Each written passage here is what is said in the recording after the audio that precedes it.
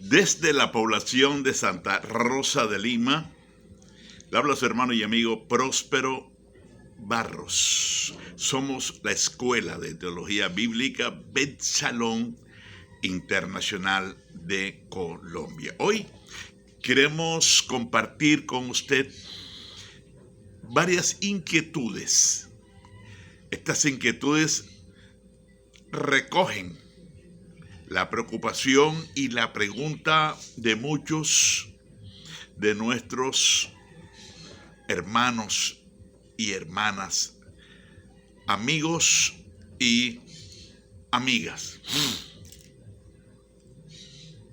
Estábamos observando cómo a través del YouTube un hermano en Cristo enseñaba que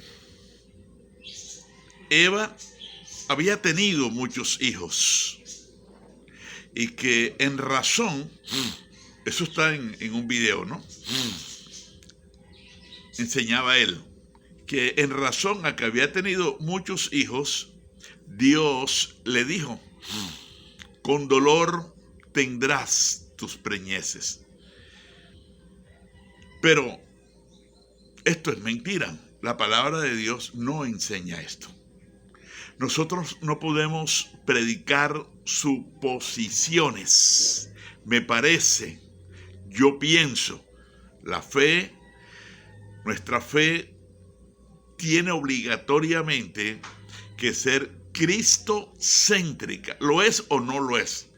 Si no es cristocéntrica, está desfasada, está fuera del lugar. ¿Y por qué la Biblia no lo enseña? Si Eva hubiera tenido hijos antes de pecar, esos hijos estuvieran vivos hasta el día de hoy.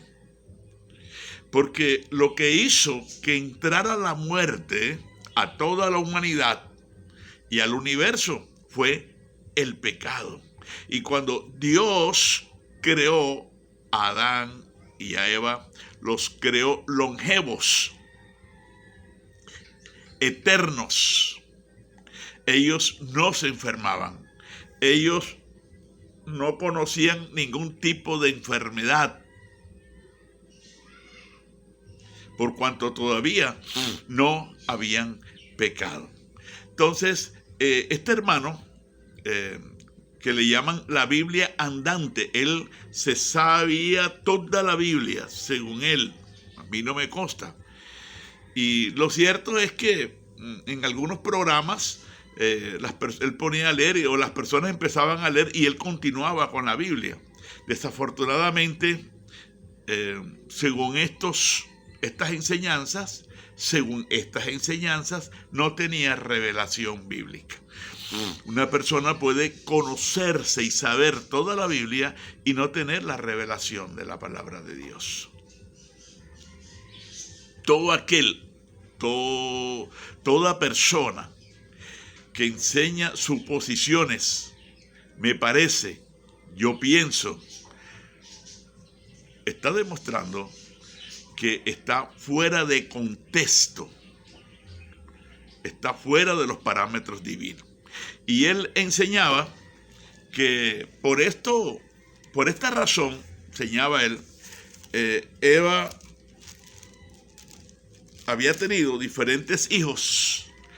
Y de igual manera, según él, cuando Caín salió a la tierra de Nod, consiguió mujer para casarse, era porque eran hermanas de él. Hermanas de él. Pero esto es mentira. Porque la palabra de Dios es completamente clara y la palabra de Dios a nosotros nos enseña y nos dice que cuando entró el pecado en el mundo, en la humanidad, con el pecado entró la muerte. Entonces, mire, la palabra de Dios dice en Génesis capítulo 5. Este es el libro de las generaciones de Adán, el día en que creó Dios al hombre, a semejanza de Dios lo hizo. Varón y hembra los creó y los bendijo, y llamó el nombre de ellos Adán, el día en que fueron creados.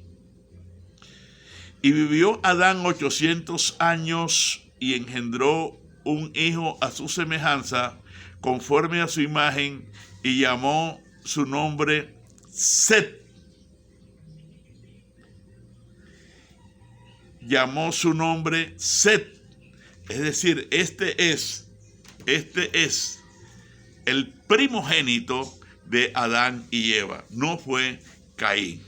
Por eso fue que cuando Caín sale de la presencia de Dios a la tierra de Nod, él consigue mujer con que casarse, porque ya en la tierra habían muchas personas, pero descendientes de Adán y Eva, personas que tenían el pecado en sus vidas original, no personas que habían nacido antes de Eva pecar. Bajo ningún punto de vista la Biblia no lo enseña. Y recuerden que si la Biblia no lo enseña, nosotros no lo tenemos por qué creer y menos enseñarlo, porque seríamos hallados falsos. También nos encontramos con algunas inquietudes, y la inquietud es que si tomamos literalmente algunos pasajes, tenemos entonces que buscarle respuestas bíblicas, y esas respuestas no las hay porque no podemos tomar literalmente algunos pasajes. Por ejemplo, cuando en Eclesiastés capítulo 12, versículo 7, dice, dice la palabra del Señor, antes que el polvo vuelva a la tierra como era y el espíritu vuelva a Dios que lo dio. La inquietud que surge es, si el espíritu vuelve a Dios que lo dio, y en el espíritu dice Primera de Corintios, primera carta a los Corintios, capítulo 2, versículo 11, ¿quién conoce las cosas del hombre si no es el espíritu del hombre que está en él? Es decir, el conocimiento no está en el alma, sino es en el espíritu. El espíritu es la vida del alma, y el espíritu y el alma forman el hombre interior o el alma del ser humano. El alma es el alma, el espíritu es el espíritu. Son dos elementos completamente distintos, diferentes, pero se hallan fusionados, amalgamados en uno solo, que según la segunda carta a los Corintios, capítulo 4, versículo 16, forma el hombre interior. Ese es el que sale del alma. Ahora, esto lo hemos enseñado muchas veces. Es importante que usted sepa que cuando la Biblia dice que el espíritu vuelve a Dios, ¿quién lo dio? Él no sale individualmente, porque él no puede ser sin su alma. Él no puede ser sin su alma. El término alma y el término espíritu son términos implícitos, IMP, implícito. Es decir, cuando la palabra de Dios menciona el espíritu, por ejemplo, en Génesis 35, 18, dice, y aconteció que al salirse el alma, pero al salir el alma, ¿Su espíritu qué? El espíritu iba con ella, porque el alma nunca será sin el espíritu. En el mismo capítulo 35, versículo 29, dice que Isaac murió y expiró, entregó el espíritu. No dice que entregó el alma, porque se comprende, se entiende que ese espíritu está presidido por su alma. Porque el término alma y el término espíritu son términos implícitos. Cuando la Biblia dice, y el espíritu vuelve a Dios, no es que el espíritu individualmente se va para donde Dios. No está indicando eso. Lo que está, si eso fuera así, que este es el interrogante. Si esto fuera así, el espíritu de Sangre Negra, Tiro Fijo, el espíritu de Hitler, el espíritu del Herodes que mató más de 3,000 niños buscando matar a Jesús, el espíritu de Antíoco Epifanes, el espíritu de los grandes asesinos, estuvieran gozando del pleroma de Dios, porque en el espíritu es que está la esencia de la vida. En el espíritu es donde existe el conocimiento. Quiere decir que los grandes asesinos y asesinas estuvieran en el paraíso pleno de la gloria. El Salmo 16:11 estuvieran manifestándose en todos esos espíritus asesinos. Cuando la Biblia dice que el espíritu vuelve a Dios, lo que está diciendo es que el hombre al morir, pierde su libre albedrío. ¿Cuál libre albedrío? El de Deuteronomio capítulo 30, versículo 15. Dice, mire, he puesto delante de ti el bien y el mal. El 19 dice, a los cielos y a la tierra llamo por testigos hoy que he puesto delante de ustedes el bien y el mal, la bendición y la maldición. Escojan la bendición para que vivan ustedes y toda su descendencia. Esa capacidad de escoger, en cuanto el hombre muere, inmediatamente el hombre la pierde, de ipso facto la pierde. Y el hombre al morir obligatoriamente queda puesto a la voluntad de Dios. Queda puesto obligatoriamente, crea o no crea, quiera o no quiera, queda expuesto a la voluntad de Dios. Y Dios cumple en el ser humano, Juan capítulo 3, versículo 18.